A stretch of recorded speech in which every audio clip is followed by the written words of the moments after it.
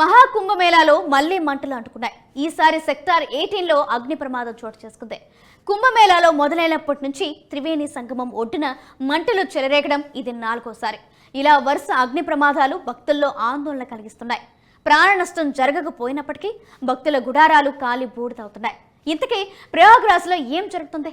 వరుస అగ్ని ప్రమాదాలకు కారణం ఏంటి? ఇప్పటికే తొక్కిసలాట జరిగి పదుల సంఖ్యలో ప్రాణాలు కోల్పోయారు. ఇక ప్రస్తుత ఘటనకు కారణమేంటి?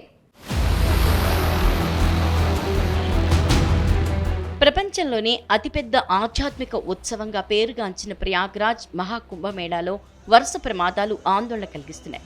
తాజాగా కుంభమేళాలో మరోసారి అగ్ని ప్రమాదం జరిగింది. శంకరాచార్య మార్గ్లోని సెక్టార్ 18లో మంటలు చెలరేగాయి. అక్కడ ఏర్పాటు చేసిన టెంట్లు మంటల్లో కాలిపోయాయి. వెంటనే అప్రమత్తమైన అధికారులు అగ్నిమాపక యంత్రాల సాయంతో మంటల్ని అదుపు చేశారు. అదృష్టవశాత్తు ఈ ప్రమాదంలో ఎలాంటి ప్రాణ నష్టం సంభవించలేదు.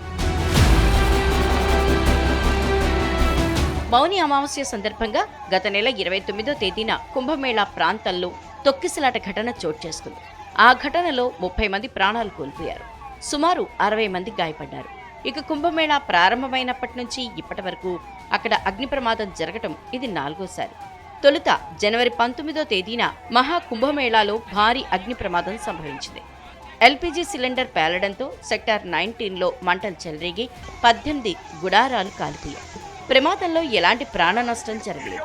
నల్లటి దట్టమైన పొగలు అలుముకోవడంతో అఖాడాల సమీపంలో భయాందోళన నెలకొంది. ఆ తర్వాత వారం రోజులకే అంటే జనవరి 25న మరోసారి అగ్ని ప్రమాదం జరిగింది. కుంభమేళాకు వెళ్లే ప్రధాన రహదారిలోని సెక్టార్ 2 సమీపంలోని పార్కింగ్ ఏరియాలో మంటలు చెలరేగాయి. అక్కడ విపరీతమైన వేడి కారణంగా మంటలు చెలరేగినట్లు అధికారులు చెప్పారు. ఈ ఘటనలో ఓ కారు పూర్తిగా దగ్ధం కాగా మరో కారు పాక్షికంగా దెబ్బతింది. ఆ తర్వాత జనవరి 30న సెక్టార్ 22లో చత్నాగ్ ఝాన్సీ ప్రాంతంలో నిర్మించిన టెంట్ సిటీలో అగ్ని ప్రమాదం చోటు చేసుకుంది.